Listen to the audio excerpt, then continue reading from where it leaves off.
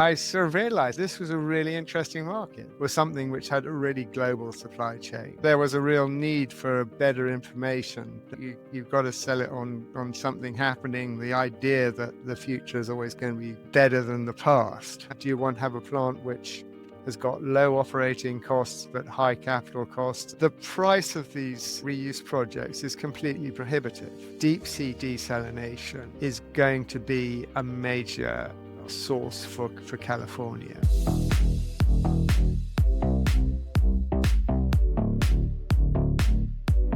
Welcome to this episode of the Salty Water Podcast. Today we're going to step back and talk to the one person who has a unique global perspective on desalination and water reuse with an emphasis on both finance and technology. Christopher Gasson is the owner and publisher of Global Water Intelligence, the leading information platform on global water and desalination markets. With a personal background in politics, philosophy, and economics from Oxford, and early career stints in financial journalism and corporate finance, he spent more than 2 decades tracking how capital policy and technology shaped the world's most critical water and reuse projects. Since acquiring GWI in 2002, Christopher has helped build an ecosystem that includes Water Desalination Report, Desal Data, and the Global Water Summit, making him one of the most influential voices on water finance, desalination, and utility leadership worldwide. On today's episode of the podcast, we'll tap into Christopher's unique vantage point on where the money is really flowing in water, what's driving the next wave of desalination and reuse, and how better intelligence can help cities, utilities, and innovators keep pace with a rapidly changing and thirsty world. Welcome, Christopher, to the Salty Water Podcast. It's great to be on the show, Eric. Let's begin, if you will, with the origin story. How and why did you purchase Global Water Intelligence about 25 years ago? And what was your vision for GWI at that time? And how has it evolved over time? I guess buying it was, just random. I needed a job, and this publication was available, and it was cheap. It cost me £17,000. I bought it, and then I started to lose money on it. And really, the story begins, I think, probably on the day we first met, probably at the IDA show in the Bahamas, when previously, the Global Water Intelligence had largely focused on the international private water market, which was falling very steeply. I mean, it had been a huge thing in the 1990s, and that's why Global Water Intelligence had been launched. But, by the time I got there in 2002, it was going backwards. And I was getting desperate because, all we were reporting on were sort of project cancellations and delays. And you can't really sell a publication on bad news. You've got to sell it on something happening, the idea that the future is always going to be better than the past. And certainly that was not the case in the sort of private water projects. But when I got to that show in the Bahamas at the Atlantis, I think it was in the Bahamas, I sort of realized that this was a really interesting market, that like the sort of international private water market, was something which had a really global supply chain. People from all over the world trying to sort of pursue projects all over the world. Cool. There was a real need for better information to connect the two sides of things. And I remember sitting down and sort of copying out information from the Klaus Wangnick's directory and talking to, you and Lisa, and, I think you had been working on a report at the same time, and, deciding that this was going to be the future. So I came back from that show. And at that stage, I guess we had less than 145 subscribers for GWI. And there'd been 1,000 people at the show. And that month launched Desalination Tracker, which enabled us to, I think we had in that stage 90 projects for desal from all over the world that we decided we were going to track. And I sent it out to the people who'd been at the show, and we got 100 subscriptions back just like that. And, suddenly I had a business. Then we decided to publish a market report, essentially based on all these projects that we thought were going to happen, mapping out what that would mean in terms of market growth. And then with the money we got from that, we bought the Wangnick directory. That's the worldwide desalting plant inventory. And that was another sort of, throwing a six before you start, in that I think I paid 44,000 euros for it in total. And all I needed to do was to take an Excel spreadsheet, which Klaus Wangnick, for some reason, decided he didn't want to publish it in an Excel spreadsheet. He wanted to do it on a sort of computer program, and what he called a computer program, but which arrived with me on a broken disk. Right. And Right. I went to Thomas Altman, and he had copied the thing into Excel. I took his spreadsheet and said, "You can buy the spreadsheet now," and we got sort of £60,000 in, which within 3 months. And so we were in business. We turned that into desal data. Yeah. And sort of ever since then, we've, I guess with the money we got from the Wangnick directory, we then bought Water Desalination Report, which has never been a money spinner, but I think it's really central to, creating this sense of community around desalination. So, the rest is history. Yeah, well, it's piece by piece. You're a risk taker in that you would use your profits to make the next investment, and you've built a juggernaut now. But in my experience, I've found that financial engineering is just as important to technology or process engineering in order to have competitive, successful projects for all the stakeholders. From your vantage point at GWI, what are the structural shifts in project finance? Who's developing the projects today? Where's the capital coming from, and how is risk allocated? What's happening in the markets today? Okay, so when I guess back, 20 years ago, when really that was the beginning of the IWPP model, which in those days was independent water and power project, because a lot of them were thermal plants with power plants built with them. And that meant that many of the actual developers, the people putting the capital up in those days, were essentially power developers like International Power, or some of the Sumitomo, or some of these Japanese players. The way that they worked was they would essentially decide they wanted to go after a project. They're pretty shrewd about how to do power.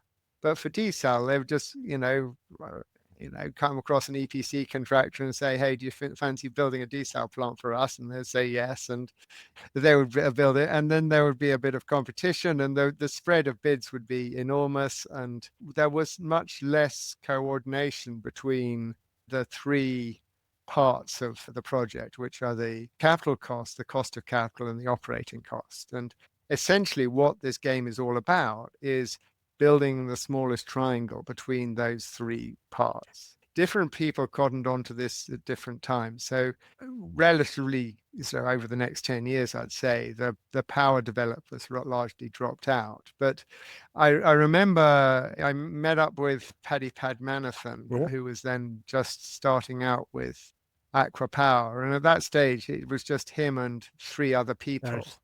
And he was really the first one to understand that the interrelationship between sort of capex, opex, and cost of capital. That you don't want to necessarily build a gold-plated plant if the cost of capital during the construction period is really high. You can actually afford for the plant to be, need a few early replacements, because the amount of money that you spend early in the process actually costs you a lot more than the money that you spend later in the process. But at the same time, you've got to get everything through the lender's engineers and so forth. And there's always this trade-off between, do you want to have a plant which has got low operating costs but high capital costs? I.e., for example, you might have a large membrane area which gives you a low operating cost and then high capital cost and so forth. And Aqua Power are really the people who got on top of that. And then there are a few others, I'd say, sort of Acciona, who understood this too, and they came in as developers as well as EPC contractors and operators. Slightly different model. They didn't use all their own capital. They did that. They stuck with it. IDE is another one who obviously competing in a different market. Right. They were very sharp on building the smallest triangle. I think that the problem we've reached today is that it's slightly reached its sort of logical conclusion. There are very few people who are willing to compete with Aqua Power in the GCC region. Right. We may, for political reasons, see less competition between Aqua Power and other players in the UAE because the UAE's now got its own champion in Taka, which is in the process of buying GS Inema. Yeah. And the Acciona people have been sort of well, they have done extraordinarily well in the GCC, but they've been rather sort of put out by the behavior of some of the other developers, slightly withdrawing at the moment. You're essentially a government-backed company, right? Taka and Aqua. That's right. But I think that this is ultimately what it's all about. And, why the Europeans have largely been squeezed out of the market is that it's become a battle of cost of capital. Yeah. In the early days, I mean, I remember probably the most sort of amazing tender was for the Shikake project. I guess that must have been about in 2006 when there were 3 bids, one with MSF, one with MED, and one with RO. And Aqua Power came in with RO, and they were literally 20% lower than the next bid. It was a landmark for loads of reasons. Part of that was this optimization thing. They realized that actually if they built an RO plant, because the recovery rate on RO is higher than the recovery rate on MSF or MED, they would need a smaller intake. They could also, because the energy cost was less, they would need a smaller fuel jetty. Mm-hmm. And they could also use the RO reject, which is slightly alkaline, in the FGD system. Yeah. After that, one could see that thermal desal was really finished. Yeah. But over the years, it's led to this situation where there's nobody who has got the cost of capital to match the Gulf companies. And Aqua Power has got, it's an amazing company. Yeah. It doesn't do the EPC itself, Yeah. but it has a very large involvement in the EPC. So Thomas Altman will fiddle around working out how he wants the pump to be, and then he'll tell the EPC contractor what he's got to order. Yeah. It's a long way away from the sort of old Japanese, well, you just come along with the plans and we'll see what we can do. Yeah. Let's shift to climate change and resilience. You've publicly advocated for quantifiable water reuse targets to be adopted at the United Nations level. In the US, there's been a move to advocate in Congress for a tax credit for industrial water reuse. What's your view on water reuse and how it should fit into the schemes in the future?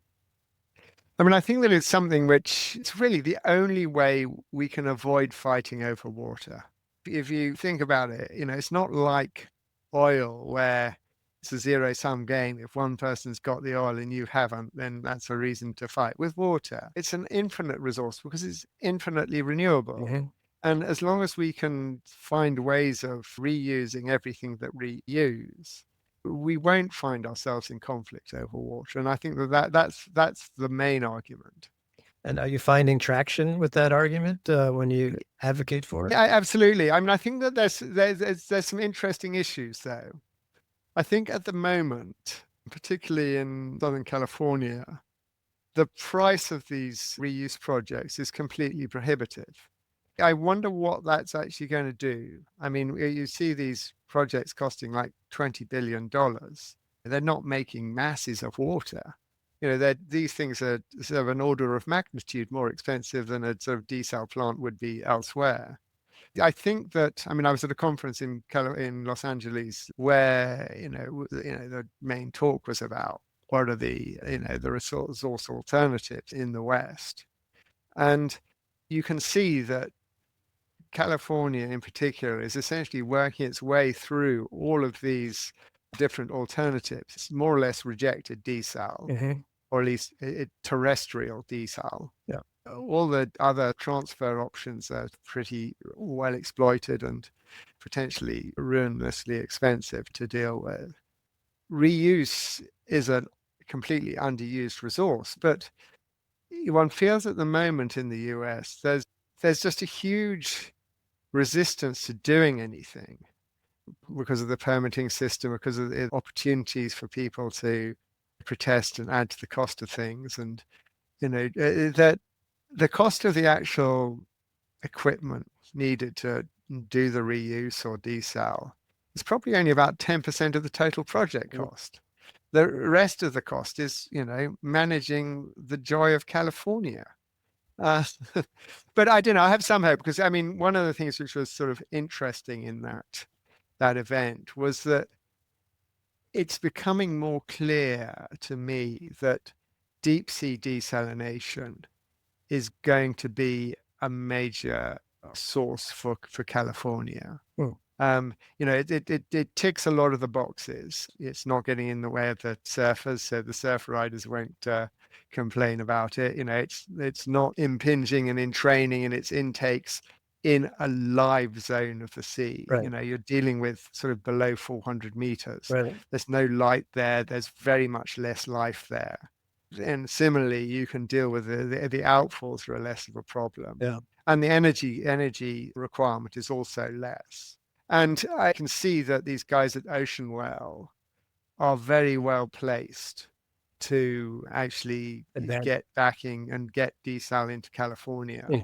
Largely because they're taking it. I mean, there are two other companies which are involved in sea desal. There's the Waterize and the other Norwegian one. Yeah. They're targeting a bit more of a global market. So they're emphasizing the fact that you don't necessarily need the same sort of pre-treatment and intake systems and so forth, and they're saving there. Whereas the Ocean Well people are going for the California market. Right. They are addressing any worries that people might have about impingement and entrainment and brine outfalls. They're going for a very low recovery rate, so the brine has got a low impact. But at the bottom of the sea where there's no light shines, there's a marine desert, so they don't need to do this. But I think they're doing it because they will actually get them traction in California. So that concludes part one of our episode with Christopher Gasson, and stay tuned because next week we'll have part two.